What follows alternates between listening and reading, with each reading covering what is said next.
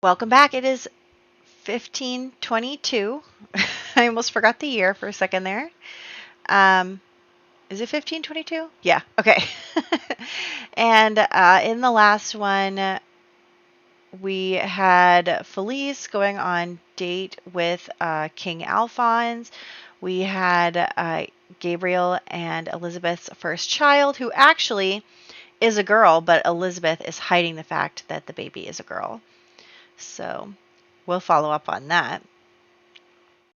So this year, we don't actually have that many birthdays, but we do have the new baby's birthday. So he can't get an 8 or a 16. And like I said, I'm going to use he, him pronouns because that is how he has been introduced. And, later, I'm sure that will be a crisis. But anyway, no 7, 14, or 19 for Edith Gainsford. And Olivia. Oh my gosh, Olivia. I forgot Olivia was aging up this year. No 2, 4, or 6 for Olivia. Oops, I didn't mean to do that. No 2, 4, or 6 for Olivia. And then Hector Landgrab and Tobias Larkin have to get at least a 7 to keep living. Ooh, that was a close one. Okay, well, everyone lived, so that's good. This year, Eleanor is having her last baby, and it is a boy. So if it lives, that would be the next in line to be the Marquis. So we'll see where that goes. And I hope you guys are ready because let's hop into the game. Alrighty, so the first thing we're going to do is age up Jasper, who, as a reminder, is a girl baby, but Elizabeth has told Gabriel that she's a boy because she didn't want to not give him a son, because that is becoming increasingly more important during this time period, especially as we head towards the time in which Catherine of Aragon will be divorced.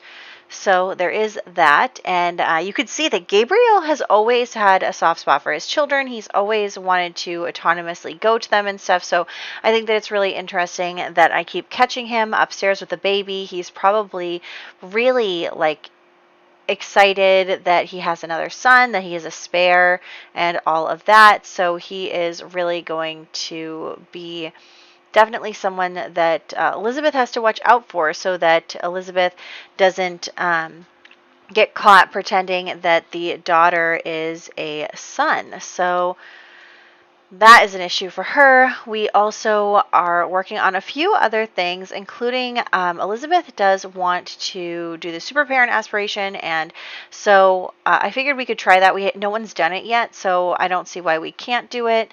And basically, we are trying to get Felice's traits. What are they called? Like emotional control, manners, those things up so that we can check that part off of the aspiration. I don't know why the Marchioness is in a towel, but we're also going to have Olivia's birthday, and Olivia actually ages up as a slob, so there's that. And Lady Whistledown has a lot to report. So she is reporting a lot on, especially Felice right now. So especially since Felice is, out there in society, getting a lot of attention. She has been getting a lot of attention from the guy whose name I forget. Did I write it down somewhere? No, that's not it. I'm sure I have it written down somewhere. Yeah, here's my piece of paper. Since she's been getting attention from King Alphonse Light, yes. So she's been getting a lot of attention from him. So obviously people are talking about her and all that. And, of course, Gabriel is facilitating this match. He's trying to get her to, be interested in him and all of that. So there's that. They are pushing really hard for her to be in that relationship. So there is a lot of pressure on her for this to happen. She is erratic, but she is, she's a good kid, and she has been trying her best to become a proper lady and make connections and everything, but I think it is a lot of pressure for her. So there's that. And then, yes, we are dressing up Jasper like a boy, of course. I can't change the pronouns on the sim until teenager or above, so that makes sense, but also not really for our storyline. So That's fine. We're just going to keep moving forward. Then we're also going to have, again, Caesarea is going to be working on her kids club. She is going to be very influential. So there is that. And she is going to focus on making sure she's friends with the right people. And so actually, her little sister is a slob and she's squeamish. So I feel like they would conflict there. They look, Gabriel is just hanging around the baby. So I'm going to have Elizabeth come and, every time Gabriel's with the baby, she's going to make sure she's there so that he can't find out that Jasper is really a boy. I mean, really a girl and not a boy. But yes, so Caesarea is talking to the other kids, and yes, I feel like her and Olivia aren't going to get along very well just because Olivia is a slob and she's squeamish, so she obviously doesn't like the mess. And yeah, so I think that there's going to be some conflict between the sisters there, but also she is making friends with like the Landgrabs, the Dubois children, all of the titled family children, not so much. Even just like her cousins, the Gamals, she's not paying as much attention to them, even though they are her cousins, because she has obviously learned from Gabriel that status is what matters. And we know that Gabriel focuses a lot on status, and he is kind of a little obsessed with it. So he also, what is it with this outfit that makes them all, their arms glitch? But anyway, yes, Gabriel, as we know, thinks that status is best and all this stuff, and so obviously Caesarea will have picked that up over time. So she is going to treat the other children who have a higher status better than, say, even her cousins, because they are not going to get really anything. Because keep in mind that these children, first off, their father even was a knight, but he was also like a third son. They didn't have a lot of money. They kind of relied on Cassandra's dowry, and then also, the Larkin family to take care of them. Both of their parents have passed away. The only people they really have to advocate for them are, Gabriel and them, and I guess Siobhan now is taking care of them, so she's going to definitely be helping them, but it's a lot for them to have to deal with these situations. So they don't really have a lot of power in the world, and they are not going to. So that is something that they are going to have to reconcile in the future. And yeah, so Caesarea is not super interested in her cousins, but here she is just chit-chatting with the other kids, becoming friends with Lady Beatrice Gainsford. So she is... no, sorry, Lady Beatrice is our... I think she's our sister now? No? No, she's not. Are they both named Beatrice? What's the other girl's name? I forget now. Anyway, yeah, I think that's Beatrice Gainsford. So she is going to be friends with her. She wants to be friends with Paulina Landgrab. Just all this stuff where they're focused on that. But yeah, I forgot to add the children from last year into the children's club, didn't I? Okay, we'll have to do that later. But anyway, the kids are having a good time. Like I said, I'm trying to make sure she's friends with the right people, of course. So she wants to do that. And again, not getting along particularly well with her sister, but that's okay. We're also going to have to think about what we're going to do once we have too many Sims in this household. Felice should be moving out relatively soon, but then we'll have like the other kids, the other two children. And we should probably do something for Alistair too. So we might need to figure that out. I don't know yet, but we'll see. Maybe we'll make them like a stayover guest. So anyway, yes, she's becoming friends with everyone. Actually, who is this kid? Yes, Susanna Dubois. So yes, her father is also a marquis, I believe. So there's that. Has anyone watched the most recent season of Bridgerton? I hope you have, because let me know if you have. What do you think about Francesca's Marquess? Is that how they pronounce it? Yes, it's an interesting thing. I like Francesca's storyline. I do. So, anyway, I'm not going to spoil everything, but I hope that you guys are excited about the season, and I really need the next 4 episodes to drop really badly. Anyway, we're working on the emotional attributes. What are these things called again? I forget. But if she wants to get her responsibility up, which she can't really get up because of school, because we had her quit school, so she needs to brush her teeth a lot apparently. So we're going to get her responsibility up that way. She already has manners up as well. She does not have a lot of emotional control, so we won't really go there. And conflict resolution, I feel like, is a tough one to start as a teenager, because it's like, teach to say sorry and stuff will help her with that. But unfortunately, she doesn't have a lot of people to apologize to, and she can't really do a lot of conflict resolution with other people. Like, you do one thing and then you kind of don't have a lot of other opportunities. So I might try and get her empathy up by having her volunteer a lot so that she can get that third thing. Also, of course, Gabriel and Elizabeth are going to be trying to have another baby. Gabriel does not know that Jasper is a girl, and Elizabeth is hoping that she could have a biological son, at least. So that maybe if Gabriel does find out, it kind of softens the blow, because actually here's an actual son for you. But we'll see where we go with that.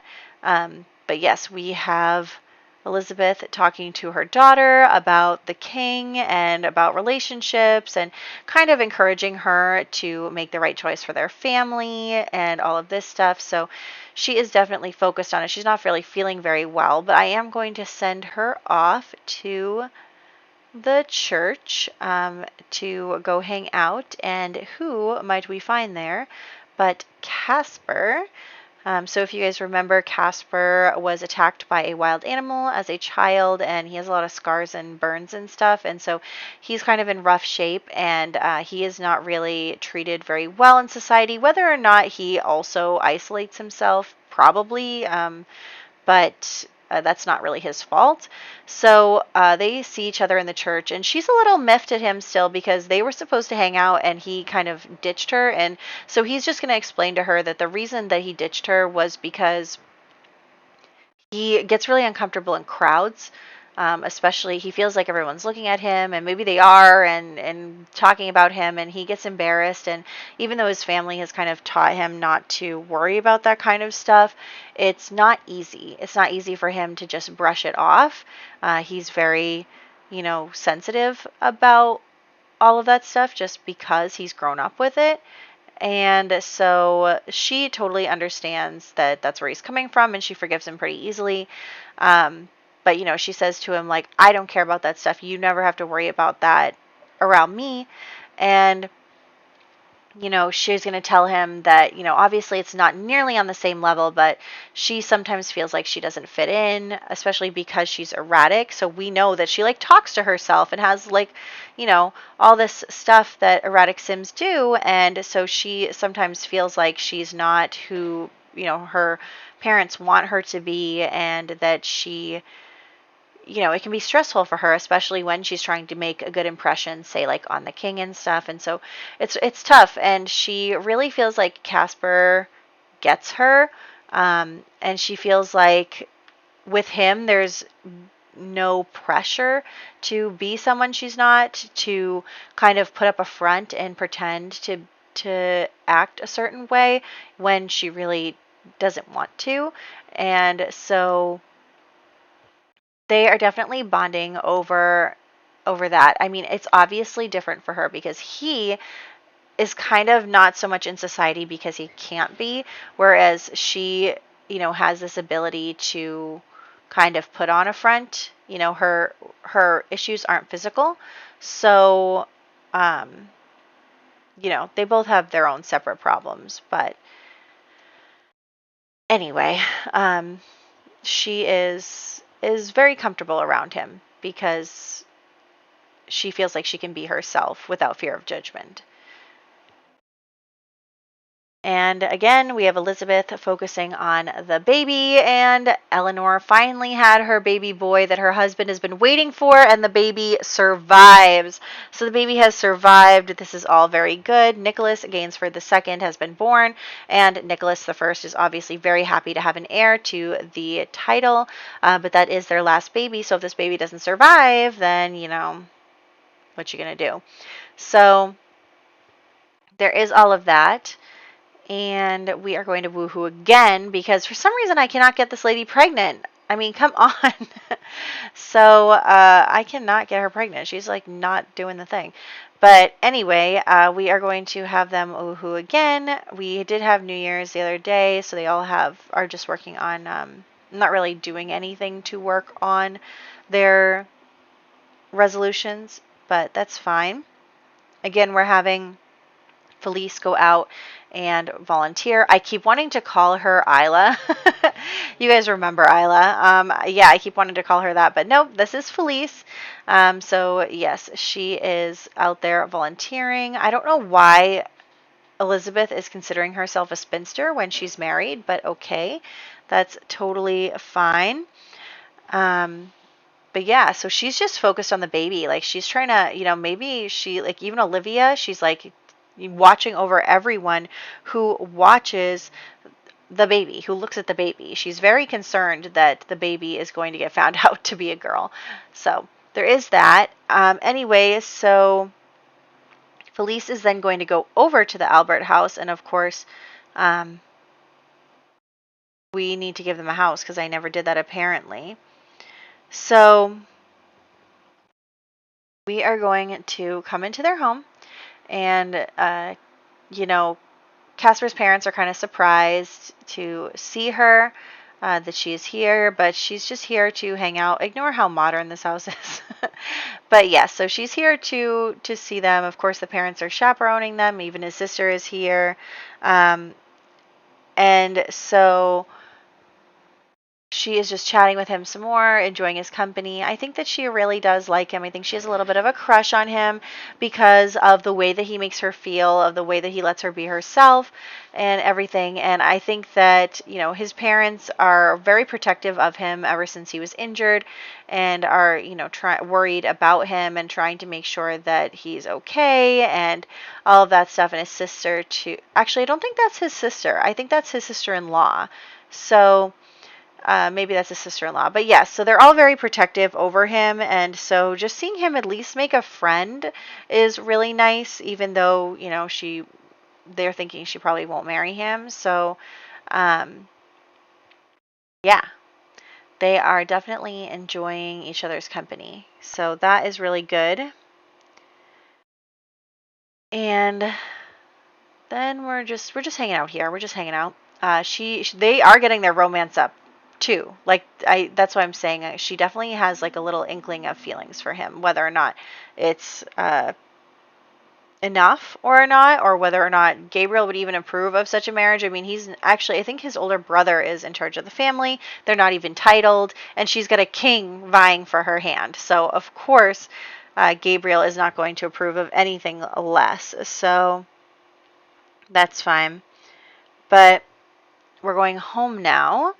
And I'm just going to check their needs. We'll send her out on another volunteering thing. This episode is a little more of a grind than usual, but I did want to get a few things done here. Elizabeth is so obsessive over watching the baby to make sure that,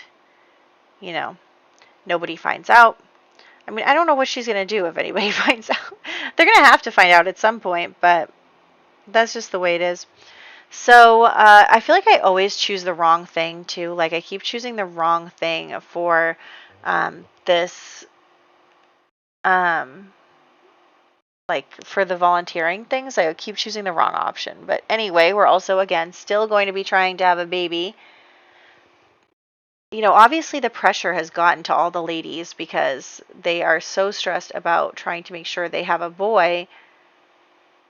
And then here we are, like, having them pretend that their children are boys. But anyway, so we're going to have a ball now, so that'll be fun. Just a little way to top off the year with a nice fun party, which of course all the Sims break down for. I don't know if it's this like if it's this lot. It's just something's wrong with it. Like, I don't know. All the Sims get all stuck and glitchy. Not really sure. But anyway, Gabriel is going to have a conversation with the king, definitely, and be like, I had another boy, like, blah, blah, blah. He's such a jerk, but I think he's also kind of, what was it? I think he's also, like, spurring the king on. Like, I don't think the king would be so unwilling to, um, you know, okay, first off, I don't even get why he's obsessed with having a boy because women can inherit the throne at this time. So you have a daughter. I don't really see what the issue is. But regardless, he is listening to Gabriel kind of taunt him, like, right, they're frenemies. So Gabriel, of course, is going to rub it in his face that he now has 2 legitimate sons and all this stuff. And so obviously the king is going to be kind of incensed by that. And it's going to be harder for Catherine to be married to him because he is definitely going to give her a hard time. And Gabriel is not helping things. Gabriel is not making this any easier for anyone else. But that's just the way it is. So, yeah, they're all glitched and they're all stuck there. And he keeps queuing up things that he's not doing. And I just like, whatever. So, anyway, I guess we will just, maybe it's like there's too many Sims on the lot or something. This club did get full today. Like, the all number 2 club is full now. So, there is that. But that's okay.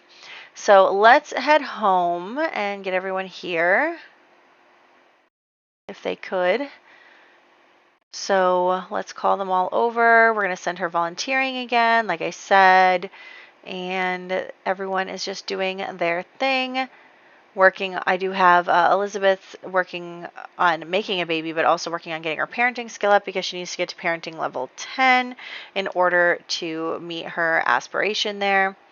So there is that. I hope she doesn't, I think, was it Cassandra, the first Cassandra that we were working on this aspiration with, and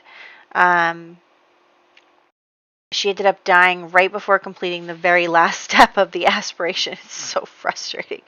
But that's just the way it is.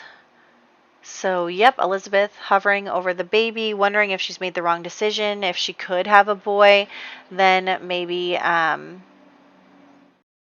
it would have been not good to lie, but she's already in it. Like, she's got no choice now. She lied, and she's got to keep up the lie as long as she can. So she's going to have to figure that out. It's going to be really hard as a teenager to keep up the lie. But anyway, so we're getting into birthdays now. Let me get my list here. Oh, also I'm going to add Sarah and Arthur to the children's club. So there you go on that. And, okay, so Jasper Larkin became an infant. Edith Gainsford became a child. Olivia Larkin became a child. Emil Watson became a young adult. Princess Mary has become a child. And Nicholas Gainsford II was born. We actually have no one in our marriage and babies tab anymore, but that's okay. And let's see. Yeah, that's loading. So let me go over to the spreadsheet, see what's going on. Next year, we have Jasper having his birthday. Ooh, Alexander Goth IV is going to have a birthday. If he dies, that is it for the Goth family. No, wait, did they have another kid? I can't remember now. Alex Goth. Yeah, he's only got... No, he has Blaze now. Okay, so he actually has another son now. He didn't previously, but now he does. So I guess that doesn't really matter after all. And then we have Violet Larkin. Okay, so Tobias's wife will be aging up as well. But yes, the important birthday next year is just going to be Jasper's. And then, yeah, the year after is going to be Gabriel's. So our toddlers are now aging... or people, our Sims, our children, are constantly having birthdays now that we have so many kids. So there is that. But anyway, I hope that you guys enjoyed this part. I know it was a little slower than usual, but we're picking up to have Eleanor come back into the story starting next time, I believe. So we're going to come back to Eleanor now that she's all done having all of her children. And yeah, we are definitely going to continue to have more interesting scenarios with all of the children and everything that is going on. So I hope you're excited, and I'll catch you in the next one.